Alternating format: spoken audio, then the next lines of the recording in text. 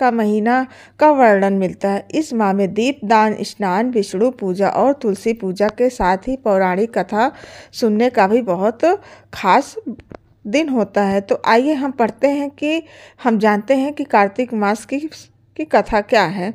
तो कार्तिक मास की कथा दोस्तों इस तरीके से है कि एक नगर में एक ब्राह्मण दंपति रहते थे। वे दोनों प्रतिदिन 7 कोस दूर गंगा और यमुना नदी में स्नान करने जाते थे। वे दोनों प्रति इतना दूर जाने से ब्राह्मण की पत्नी बहुत थक जाती थी। एक दिन उसने अपने पति से कहा कि हमारा एक पुत्र होता तो कितना अच्छा रहता। पुत्र के बहू के आते ही तो हम वापस घर आने पर खाना बना हुआ मिलता और बहू घर का काम भी कर देती।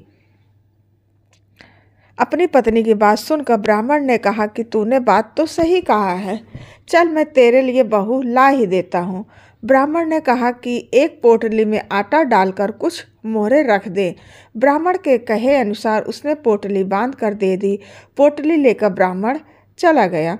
ब्राह्मण सफ़र के दौरान यमुना के किनारे बहुत ही सुंदर लड़कियां दिखाई दी। वे रेत में घर बनाकर खेल रही थी। उनमें से एक लड़की ने कहा कि मैं अपना घर नहीं बिगाड़ूंगी, मुझे तो रहने के लिए ये घर चाहिए। लड़की की बात सुनकर ब्राह्मण मन ही मन सोचने लगा कि बहू बनाने के लिए यह लड़की उचित है। जब वह लड़की जाने लगी तो ब्राह्मण भी उसके पीछे पीछे उसके घर तक चला गया। वहां जाकर ब्राह्मण ने उस लड़की से कहा, बेटी कार्तिक मास चल रहा है इसलिए मैं किसी के घर खाना नहीं खाता। मैं अपने साथ आटा लेकर आया हूँ। तुम अपनी माता से पूछो कि क्या वह मेरे लिए आटा छान कर 4 रोटी बना देंगी। यदि वह मेरा आटा छान कर रोटी बनाएंगी तो मैं रोटी खा लूँगा। लड़के ने जाकर अपनी माँ को ये सारी बात बताई। माँ ने कहा, उचित है, जाकर ब्राह्मण देव से कह दो कि वह अपना आटा दे और मैं रोटी बना दूंगी। जब वह आटा छानने लगी तो आटे में से मोहरें निकली। वह सोचने लगी कि जिसके आटे में इतनी मोहरें हैं उसके घर में कितनी मोहरें होंगी।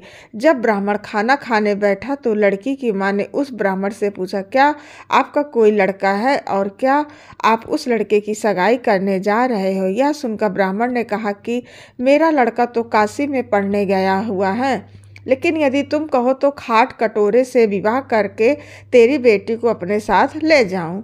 लड़की की माँ ने कहा, ठीक है ब्राह्मण देव। इस पर लड़की की माँ ने लड़की की खाट कटोरे से शादी करके ब्राह्मण के साथ भेज दिया। ब्राह्मण ने घर आकर कहा, रामू की माँ दरवाज़ा खोलकर देख, मैं तेरे लिए बहू लेकर आया हूँ। ब्राह्मण की पत्नी भीतर से ही बोली, हमारे तो कोई बेटा बेटी नहीं है तो बहू कहाँ से आए। दुनिया ताने मारती थी, अब आप भी मारने लगे। ब्राह्मण ने कहा, तू दरवाज़ा खोल कर तो देख।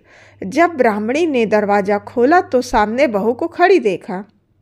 उसने बहू का स्वागत किया और आदर सत्कार से अंदर ले गए। अब जब ब्राह्मण अपनी पत्नी के साथ नदी स्नान करने जाता तो पीछे से बहू घर का सारा काम करके और खाना बना कर रखती थी। वह उनके कपड़े धोती और रात को हाथ पैर भी दबाती थी। इस तरह बहुत ही दिन बीत गए। ब्राह्मणी ने अपनी बहू से कहा कि बहू, कभी भी चूल्हे की आग मत बुझने देना और मटके का पानी खत्म मत होने देना। परंतु एक दिन चूल्हे की आग बुझ गई। यह देखकर बहू घबरा गई और भागी भागी अपनी पड़ोसन के पास गई। कहा कि मेरे चूल्हे की आग बुझ गई है, मुझे थोड़ी आग चाहिए। मेरे सास ससुर सुबह 5 बजे से गए हुए हैं, वह थके हुए घर आएंगे इसलिए मुझे उनके लिए खाना बनाना है। यह सुनकर पड़ोसन ने कहा कि तू तो बावली है, तुझे यह दोनों मिलकर पागल बना रहे। इनके कोई पुत्र नहीं है, ये निसंतान है। बहू ने कहा, नहीं ऐसा मत बोलो, इनका बेटा तो बनारस काशी में पढ़ने गया हुआ है। इस पर पड़ोसन ने कहा कि यह तुझे झूठ बोलकर लाए हैं, मेरी बात सच मान, इनके कोई बेटा नहीं है। अब बहू पड़ोसन की बात में आ गई और कहने लगी कि अब आप ही बताओ मैं क्या करूं।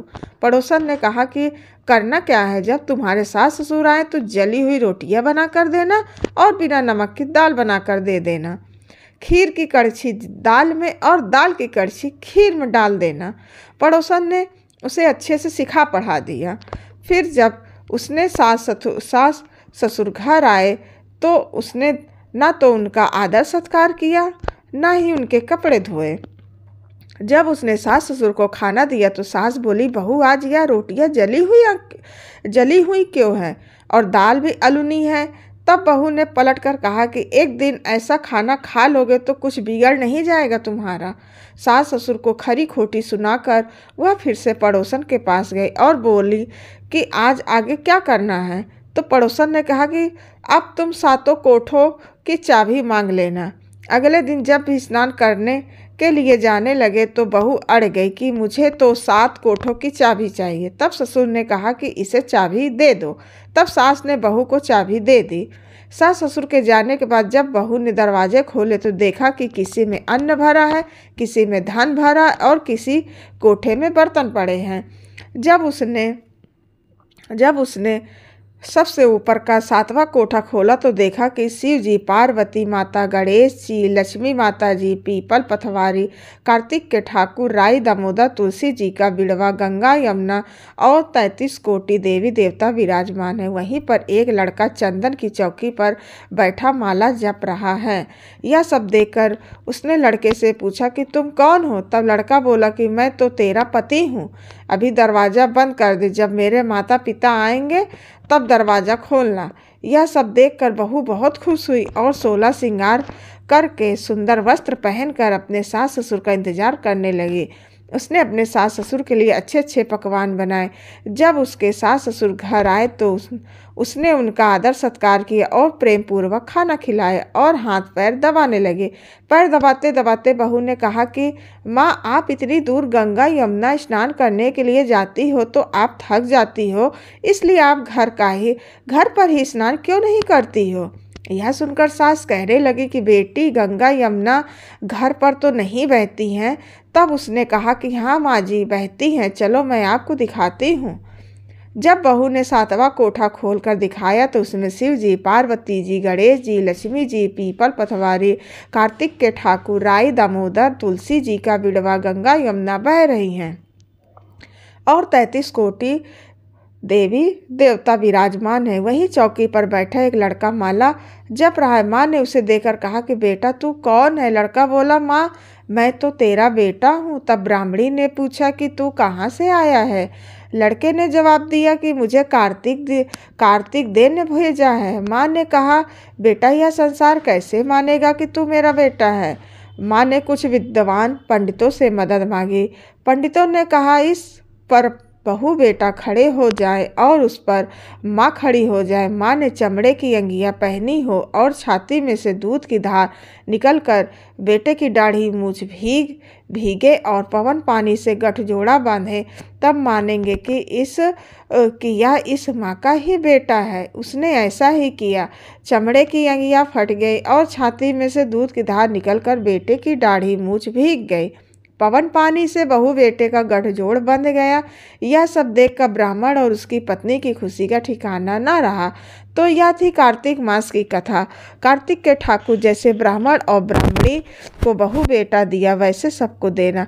कार्तिक मास की कथा सुनने और सुनाने और हुंकार भरने वाले सब पर कृपा करना।